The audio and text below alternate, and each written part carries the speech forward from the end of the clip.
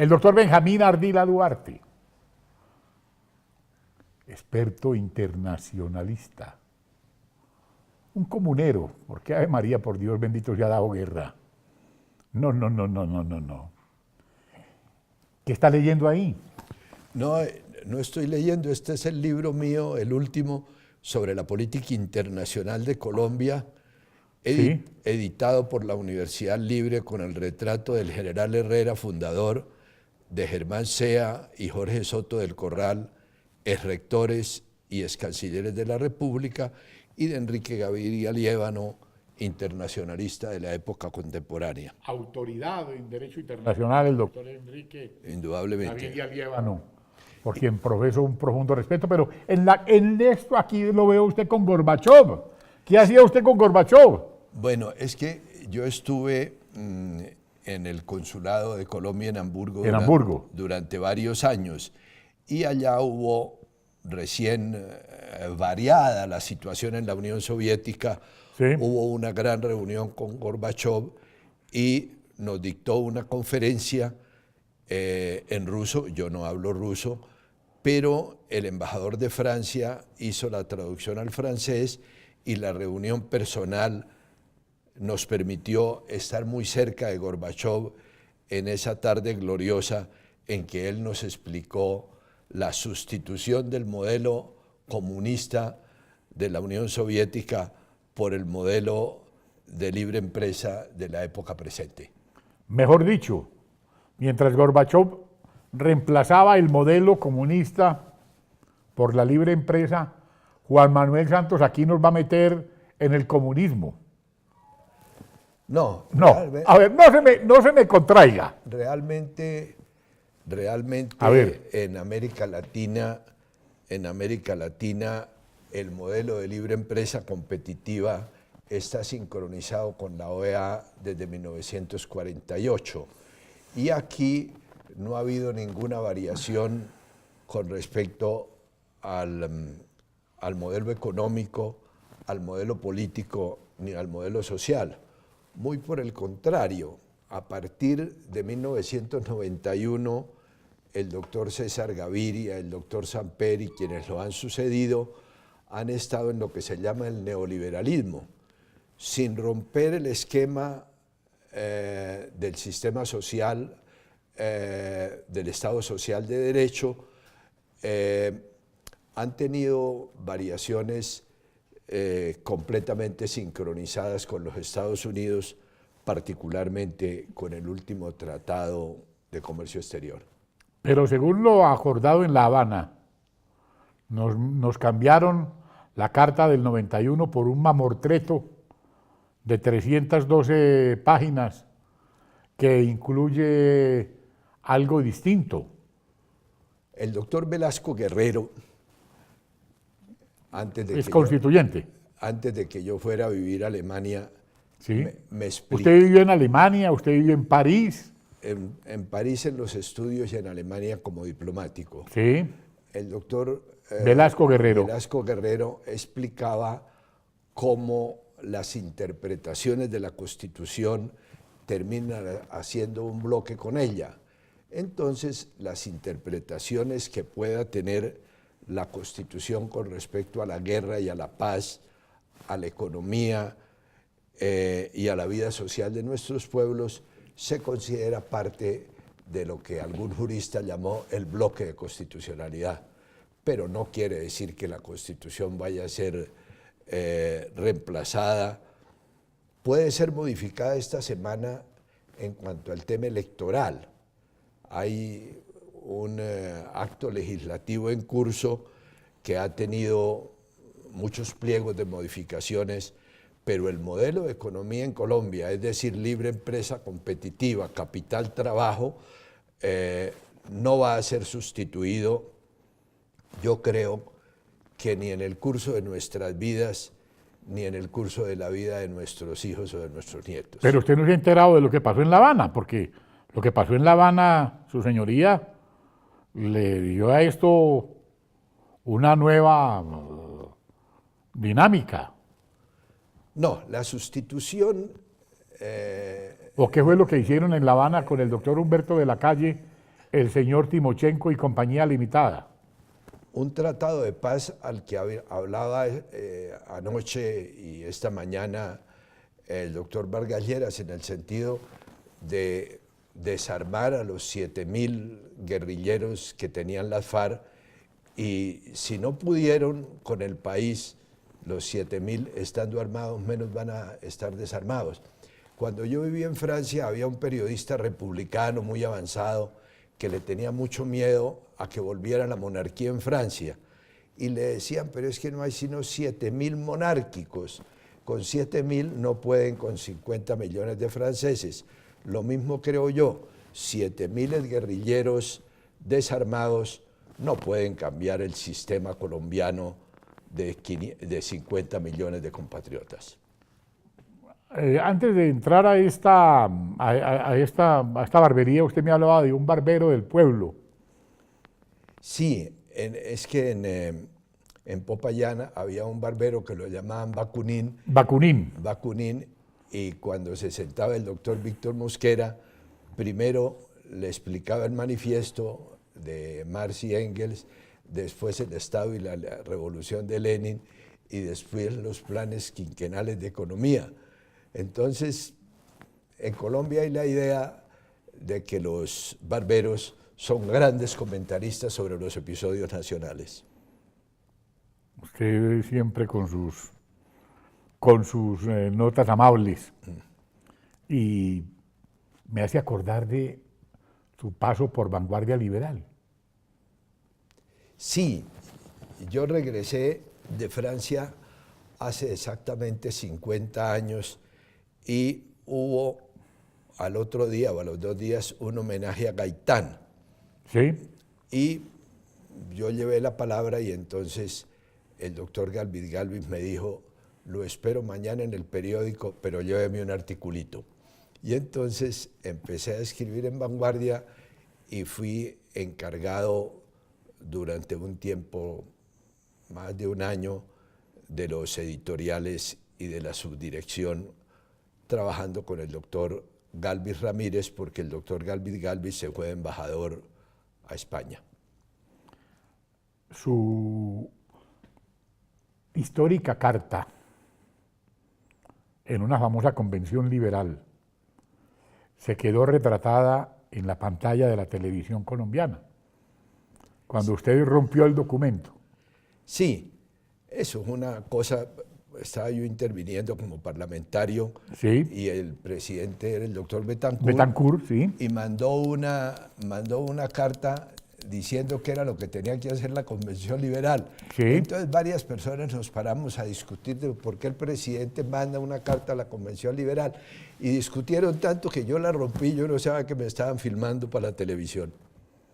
¿Qué le dirían sus nietos cuando lo vieron, si lo hubiesen visto en ese momento? No, ha habido tantas formas de oposición, sí, en la vida colombiana, que me imagino que de las más decentes ha sido romper una carta de un presidente. La más decente. Eso es su historia.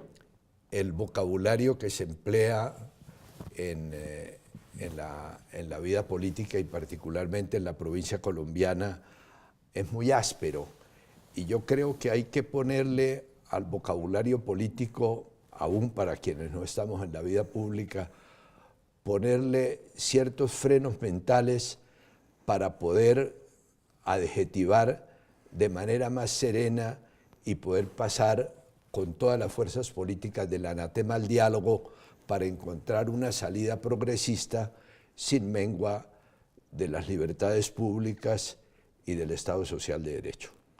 Su paso por París le dejó muchas huellas. Sí, yo creo que 2 particularmente.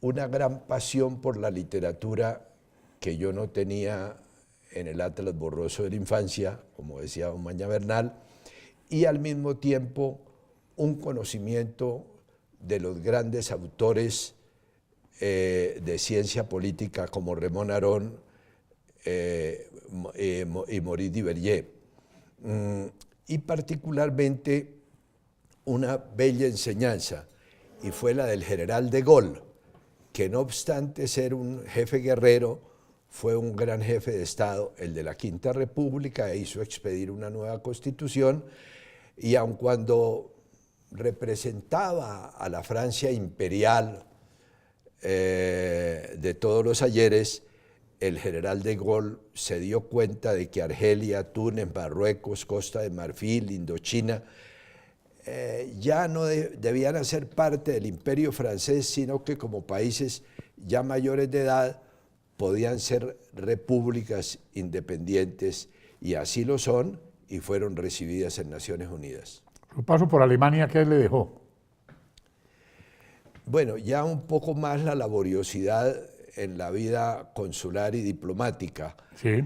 Pero como en Alemania no era tan conocida Colombia como podía serlo en España y en Francia, yo hice varios ciclos de conferencias.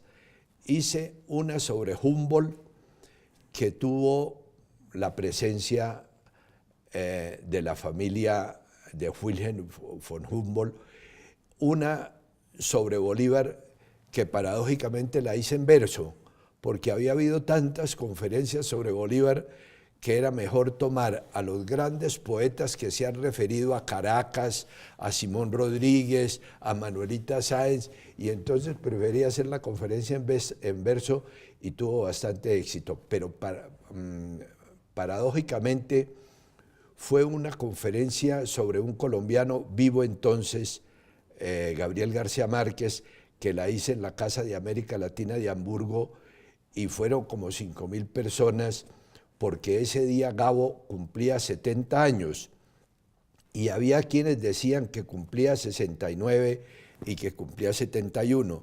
Entonces yo llevé la fotocopia de la partida de bautismo y la repartí fotocopiada a los asistentes. Me impresionó muchísimo. Yo llevé a mis hijos, que hablaban pues alemán, que lo aprendieron en edad temprana, para contestar las preguntas, pero la mayoría de la gente que me preguntaba por la obra de García Márquez me hacía las preguntas en español, y eran o profesores o alumnos que habían seguido la literatura latinoamericana y consideraban ya entonces a Gabo, como lo consideró posteriormente el rey de España, la más grande pluma del castellano después de Cervantes. Usted vivió en Bucaramanga muchos años y tuvo de vecino al Tuerto Gil, al Tuerto Figueroa. Sí, sí. ¿Qué recuerdos le trae el Tuerto Figueroa? Muchos. Realmente él, además de ser muy gracioso en la vida cotidiana, sí, tuvo una columna en Vanguardia de una gran seriedad y de un gran mensaje intelectual. Vea pues. Él, todo libro que salía, toda película histórica que pasaba por la pantalla o todo episodio artístico o cultural lo comentaba. Pero igualmente, como fue secretario de 18 gobernadores, lo llevaban a cada una de las correrías de los mandatarios regionales, y él siempre recitaba algún poema. Había algunos poemas un poco picantes. ¿Cómo cuáles? Sí, poemas relativos al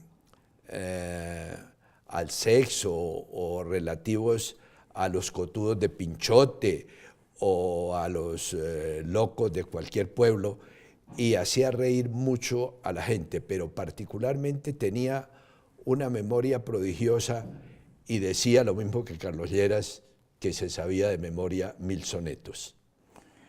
El paralelo de él con Monseñor Aníbal Muñoz Duque, ¿cómo lo retrata usted? Eso sí. ¿Bajo qué óptica? Eso sí lo aprecia. Me recuerdo que en el año 53 fue nombrado obispo de Bucaramanga por vez primera, porque Bucaramanga era sufragánea de dos diócesis, de Nueva Pamplona y de Socorro y San Gil, y le nombraron obispo a Bucaramanga, y Figueroa dijo que habían nombrado un obispo que era de los mismos. Entonces la gente creyó que era un obispo liberal y era que era también tuerto.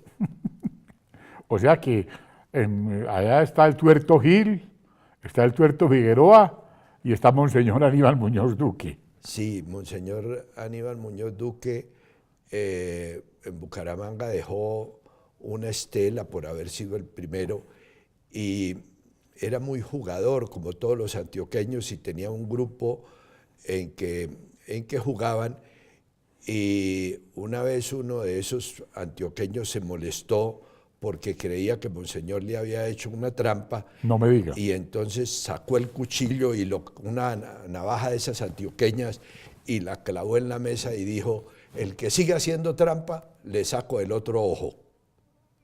Mejor dicho, lo descubrió. Sí. Oiga, pero usted tiene un buen anecdotario. La verdad es esa. ¿Cómo ve la política internacional de Colombia actualmente? Bueno, Colombia tiene lo que son los problemas presentes y los problemas que son eternos. Los eternos son el comercio internacional, el problema con Venezuela desde el punto de vista de las áreas marinas y submarinas en el Golfo de Coquibacoa. Sí. Y de otra parte, el gran problema con Nicaragua, que está por resolverse en la segunda parte. Por fortuna, la Corte ya dijo en fechas anteriores que San Andrés, Providencia y Santa Catalina no tienen discusión, como no la han tenido seriamente nunca, pero hay un problema de plataforma que va a incidir en la Sea Flower, que es el sector más rico de plantón, fitoplantón y del Caribe, y la expansión de la plataforma en la manera de su señalamiento puede incidir sobre una parte muy importante del Caribe. Yo le ruego a Dios que nos asista y sobre todo que asista a la magistratura de la Corte de La Haya. Porque al paso que van las cosas, para ir a San Andrés vamos a tener que pedir visa. No, realmente la soberanía sobre la parte insular no está en discusión, pero sí en cuanto a áreas marinas y submarinas yo le veo una complicación más grave todavía que la de pedir visa, que no va a llegar, que es el problema de que Nicaragua, por ser un país pobre, tiene un sueño, que es que le hagan un canal, cosa prácticamente imposible desde el punto de vista técnico, pero también de perforar para el petróleo en plataforma. Y si le amplían la plataforma, Colombia recibe los impactos y el Caribe el sometimiento a los daños que representa el Franklin de una parte y la perforación petrolera de la otra. ¿Qué lo llevó a escribir este libro? Porque aquí usted habla de muchas cosas.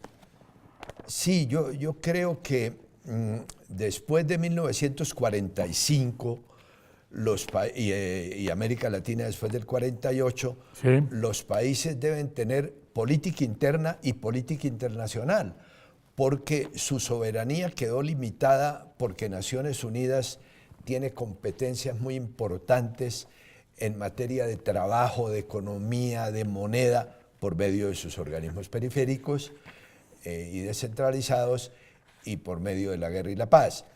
Y la OEA, a partir del año 48, también hace que los países deban mirar más allá de sus narices y de sus fronteras. Entonces eso me llevó a trabajar el tema, además de la cátedra de Derecho Internacional durante largos años. En la Universidad Libre, sí. Más la presencia en la Comisión Asesora de Relaciones Exteriores y el paso por Hamburgo.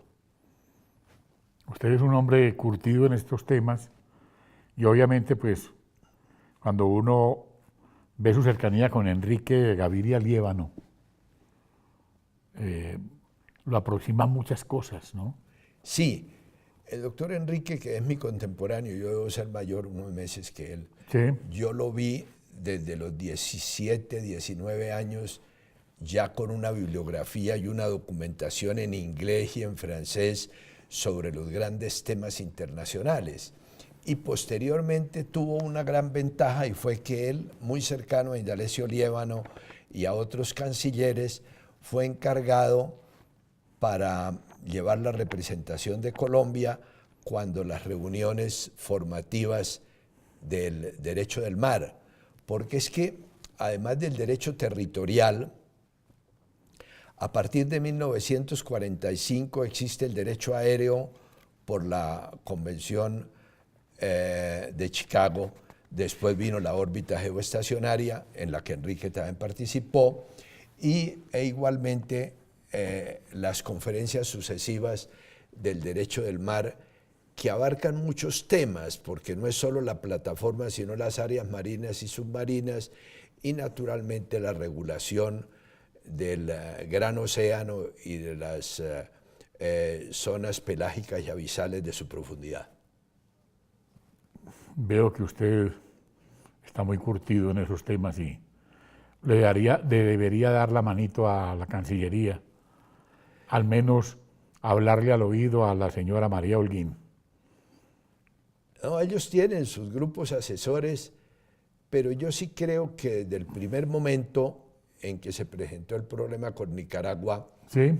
debería haberse aceptado la tesis de Enrique Gaviria Liévano sobre el archipiélago de Estado. El doctor Alfonso López Vikelsen, en una carta enviada a la Academia de Jurisprudencia, insistió en que era conveniente tomar la doctrina Gaviria Liévano sobre archipiélago de Estado para lograr que la soberanía de Colombia no solo fuera sobre las islas e islotes y cayos, sino sobre la totalidad de las aguas marinas y submarinas que las bañaban. ¿Qué futuro le ve a Colombia para el 18 o al Partido Liberal? Bueno, primero... Usted es convencionista, ¿no?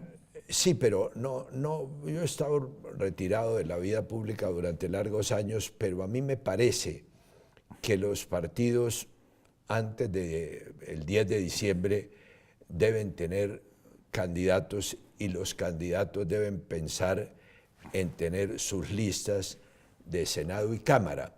¿En quién ha pensado para la presidencia, para el 18?